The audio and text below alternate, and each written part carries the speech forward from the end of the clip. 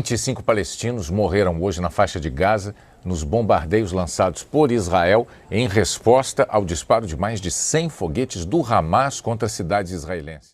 Bom, para a gente falar sobre esses conflitos entre israelenses e palestinos, nós precisamos retroceder bastante no tempo e na história até o ano 73 depois de Cristo, quando vai ocorrer a destruição do Templo de Jerusalém, né, no tempo da ocupação romana daquela cidade, e a destruição do chamado Segundo Templo de Jerusalém vai levar a um processo chamado diáspora, quando os judeus se espalham por diversas partes do mundo após a destruição do Segundo Templo.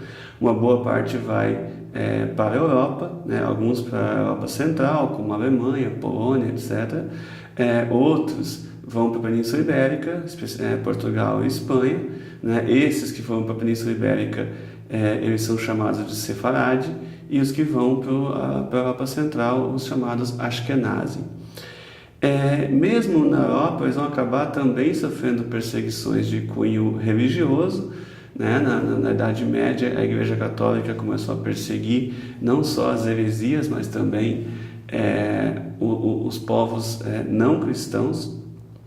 E, a partir do século XIX, começa a surgir a ideia de nacionalismo, né? A ideia de que cada estado deveria possuir sua própria nação, e é nesse momento que surge o sionismo. O que é o sionismo? O sionismo é um movimento laico, judaico, que prega a volta dos judeus para a sua terra prometida. Porém, o que acontecia naquela época? Quem dominava aquela região era, no final do século XIX, o Império Turco. Após a Primeira Guerra Mundial, passa a ser os britânicos. E, desde o século VII, quem vivia naquela região eram os árabes. Portanto, o slogan do sionismo de que uma terra sem povo para um povo sem terra era totalmente falso. 90% da população era árabe. Portanto, para a criação de um Estado judeu ali, não haveria outra solução, um Estado de maioria judaica, que não fosse realmente um confronto. Bom, ao se falar sobre o conflito, é necessário a gente prestar atenção em 3 aspectos que são fundamentais para se começar a compreender a complexidade de tudo isso. O primeiro deles tem a ver com a questão do território, da busca por se resolver um problema relacionado ao território, baseado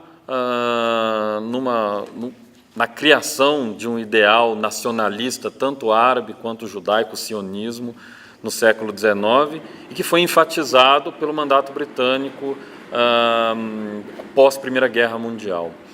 A primeira questão tem a ver com o território. A segunda questão tem a ver com a religião e o fanatismo, a interpretação de textos sagrados, de livros sagrados, dos dois lados, que fazem com que esses grupos tomem determinadas posições baseados numa questão de fé. O terceiro ponto tem a ver com política, com poder, tanto do lado da autoridade palestina, do grupo Hamas.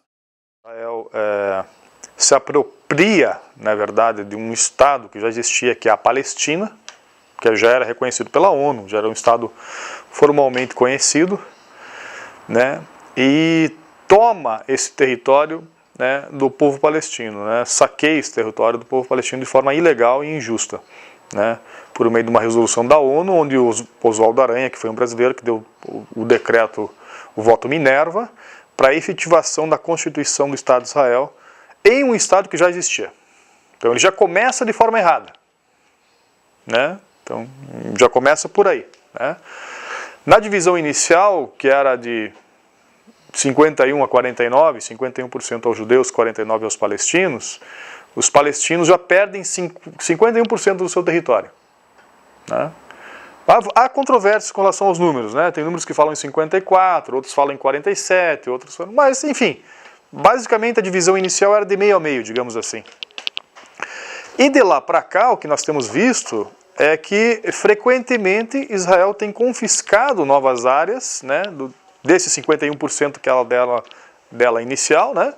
E hoje esses 51% são 78% do território. Quer dizer, como é que de uma divisão inicial em dois estados, digamos assim, né, que seria um estado palestino, um estado judeu, né, de meio a meio, né, hoje Israel tem praticamente 80% do território e os palestinos ficam com 20%. Não é isso? Se você for analisar olhos crus, seria isso.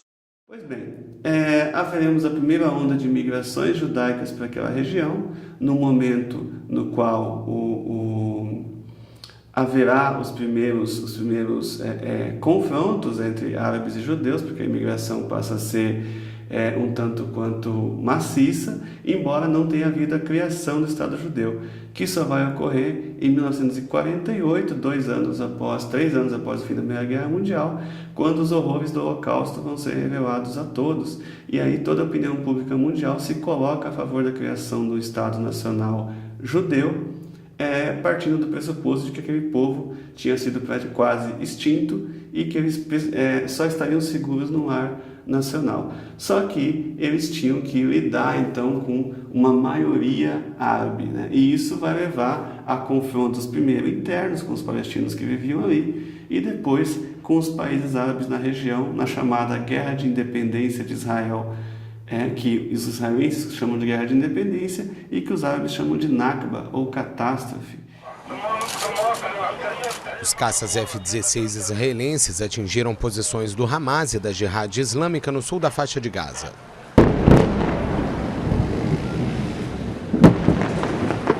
Até o momento não houve vítimas. Segundo fontes oficiais, pouco antes, um foguete disparado da faixa de Gaza caiu na região sul de Israel. O que aconteceu em Gaza, meus irmãos, foi um genocídio.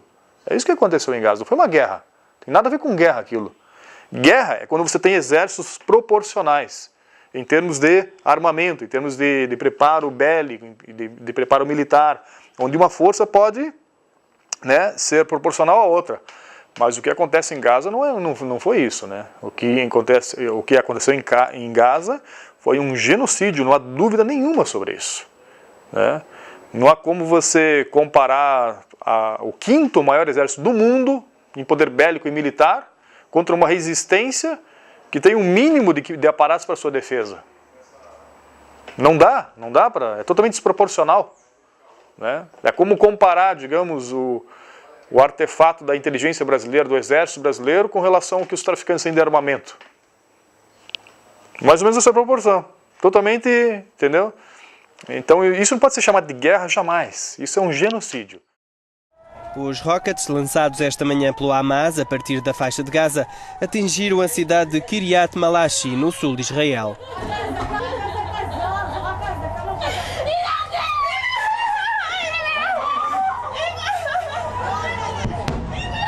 Apesar do país possuir um sistema antimíssil, alguns rockets conseguem passar. Foi nesta localidade que 3 pessoas acabaram por morrer quando um dos projéteis atingiu o apartamento onde viviam. Uma pessoa ficou ferida. É difícil a gente tentar mesurar, né, a gente tentar medir a dor do outro, né, qual que sofre mais. Então, assim, eu acho que nós não podemos menosprezar quem vive em Israel e, por exemplo, escuta os alertas de bombardeio e tem que correr para bunkers, para abrigos antiaéreos, né? E a tensão que existe ali. Mas, por outro lado, eu acho que não há grau de comparação com o que sofre o povo palestino, né? Que vive sob ocupação militar, que busca, especialmente na faixa de Gaza, onde você tem um bloqueio no qual não entram alimentos, onde não entra, tem uma dificuldade de entrada de alimentos, de material de construção, de remédios, etc., no qual eles buscam a sua própria sobrevivência, vivem sob ocupação militar, sem soberania, sem independência, sem cidadania, sem direito de ir e vir, enquanto Israel, por mais que também, óbvio, eu tenho certeza que nenhum israelense gosta de viver na situação e de uma situação de guerra eterna praticamente desde 48, mas Israel tem o maior IDH, Índice de Desenvolvimento Humano do Oriente Médio, um IDH compatível aos melhores países da Europa, um país que é referência em ciência, tecnologia, em tecnologia militar também, inclusive, então um excelente padrão de vida. E a partir do momento, em 2005, quando o governo de Ariel Sharon começou a construir um muro que separava os israelenses dos palestinos, inclusive tomando terras dos palestinos, muitos israelenses veem que, apesar disso, o importante é que a segurança aumentou, né? Então não tivemos mais ataques com homens-bomba em território israelense, e isso fez com que nas últimas eleições israelenses a questão palestina fosse até deixada de lado nos debates eleitorais. Se discutiram problemas internos de economia, de desemprego, inflação, saúde, etc. E alguns palestinos estão agora do outro lado do muro. Esse problema, nas últimas eleições, ele até ficou menor para o próprio povo israelense. Então eu posso afirmar que realmente quem sofre mais, sem dúvida, são os palestinos. Mas a questão relacionada ao muro tem a ver com uma questão de segurança dos cidadãos de Israel. Desde que Israel foi criado em 1948, a prioridade do país é sempre a segurança dos seus cidadãos, sempre. Seja numa questão de investimento, seja numa questão de políticas públicas, seja numa questão, inclusive, na resolução desses conflitos. Tanto é que os acordos de paz que foram assinados por Israel com o Egito e com a Jordânia pressupunham a questão da segurança em primeiro lugar. A questão do muro relacionada à segurança, através de um trabalho estatístico, de onde terroristas entravam no território israelense, foi necessário construir, em alguns determinados pontos entre Israel e a Cisjordânia, esse muro de separação. Até porque boa parte dos cidadãos, das pessoas que moram na Cisjordânia, elas não são cidadãs israelenses. Para entrar em Israel, para se trabalhar, para se fazer qualquer coisa, é possível passar, é necessário passar por uma espécie de fronteira. Essa fronteira tem que ser bem estabelecida para que existam checkpoints, para que essas pessoas possam entrar e sair em Israel, porque elas não são cidadãs israelenses. A questão do muro ela é explicitamente voltada para a segurança dos cidadãos de Israel. Você vê Gaza cercada há 7 anos, sem que mantimentos entrem, sem que água entre, sem que nada entre na região. Né? Região totalmente cercada, um muro ridículo, de não sei quantos metros de altura tem, que é uma coisa assombrosa, né? A Alemanha destruiu o seu muro, Israel reconstrói o seu muro. Né? E como é que você quer ter paz segregando o outro? Que tipo de paz é essa? Né? Em que eu posso ter uma vida luxuosa, que é a vida do povo israelense, com piscinas, com mansões, com colégios da melhor qualidade, com a melhor comida, as melhores roupas, os melhores carros, viagens internacionais, que é assim que tem vivido o povo de Israel. E o povo palestino na miséria, na pobreza e na desigualdade, sem a mínima condição. Né? E além disso, Israel bombardeia toda a infraestrutura do povo palestino, as escolas, as mesquitas, os hospitais, as casas. Representantes de Israel e da Palestina estão no Egito para tentar uma trégua duradoura no conflito na faixa de Gaza. Olha, hoje começou a valer um novo cessar-fogo de 72 horas que reacendeu a esperança de paz na região. Ao que todos nós aspiramos é a paz. Só que existem algumas possibilidades de paz. Existe aquela paz em que eu com o meu vizinho, nós não nos falamos, nós não trocamos nenhum bom dia, nós não temos nenhum tipo de problema, e ele é o meu vizinho e pronto, acabou. Isso pode ser uma paz. Existe aquela paz que eu também não sou amigo do meu vizinho, mas que a gente conversa de vez em quando, ou divide o custo ali da segurança, do condomínio e tudo mais. Existe o terceiro tipo, que é aquele vizinho que é meu amigo, que eu vou jantar na casa dele, que ele vem jantar na minha casa, é a melhor possibilidade. A gente tem sempre que vislumbrar a melhor possibilidade. Porém, falar de paz não é uma coisa das mais simples. O que a gente precisa resolver, os dois lados, imediatamente, e já passou da hora, é uma solução política. não há o que justifique esse tipo de terrorismo. Isso é terrorismo, né? Isso não é uma guerra, é um terrorismo que está sendo praticado contra o povo palestino, né? E quem fala em paz não pode agir dessa forma. Não há paz que pregue o extermínio do outro. Não existe.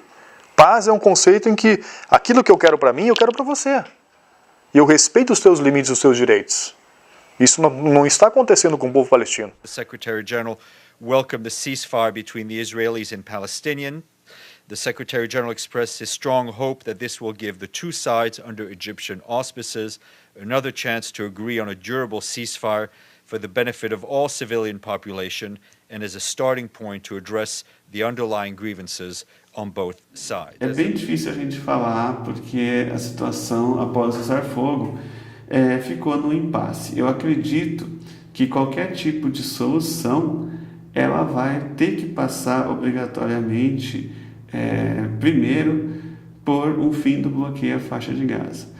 Uma vez que você acabar com o bloqueio na faixa de Gaza, que você liberar o espaço aéreo, liberar a pesca, talvez construir um porto, um aeroporto, porque é isso que faz com que se diga que Gaza é a maior prisão a céu aberto do mundo. Então Gaza é menor do que Curitiba.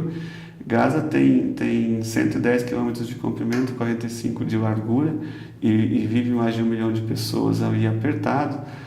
E esse tipo de situação na qual eles virem passando pelo embargo que eu já mencionei, só faz com que aumente a revolta, que aumente a raiva. Então, suavizar isso poderia enfraquecer o discurso radical do Hamas.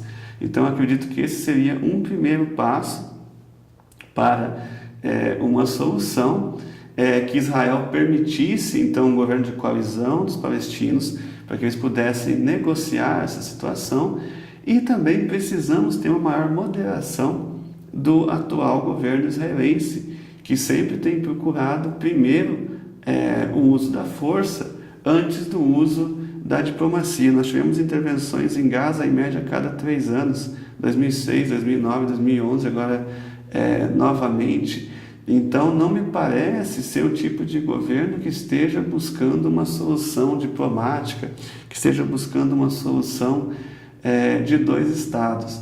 Então eu acredito que deve haver moderação de ambos os lados. Há certo tempo até acreditei na ideia da divisão de 2 estados, né? Mas hoje eu já não sou mais tão favorável a essa hipótese, né? Porque simplesmente Israel não cumpre com seus compromissos, com seus pactos, né? E o que a gente percebe é que é apenas uma protelação cada vez maior de tempo. E com esse ganhar tempo, a anexação de territórios acaba sendo cada vez maior, né? Então, eu realmente não desejo esse tipo de política ao povo palestino. Não quero que o povo palestino seja enganado com relação a isso. E hoje tem uma visão diferente, né? Hoje eu realmente penso que a única forma da Palestina voltar a ser o que ela sempre foi, a ter a sua autonomia, ela sendo totalmente libertada. Existe um equívoco muito grande das pessoas acharem que árabes e judeus são inimigos seculares, que árabes e judeus são inimigos eternos e que há séculos eles disputam. Isso talvez seja o grande mito da história dos conflitos. Árabes e judeus são muito próximos e existem exemplos históricos maravilhosos de como essas duas sociedades conviveram. Um desses casos é na Península Ibérica, em Portugal e na Espanha, ali em meados da Idade Média. Foram séculos de convivência harmoniosa. A grande questão, o grande problema vem com o estabelecimento desses 2 nacionalismos. As pessoas acreditam, mas que isso não vai ter solução, que árabes e judeus lutam durante séculos. Não, essa disputa tem 100 anos, 100 e poucos anos. E quanto mais a gente demorar a resolver isso por uma questão política, em primeiro lugar, mais difícil vai ser lá na frente. Oh, misty eye of the mountain below, keep careful watch of my brother's souls, and should the sky be filled with fire and smoke, keep watching over during sun.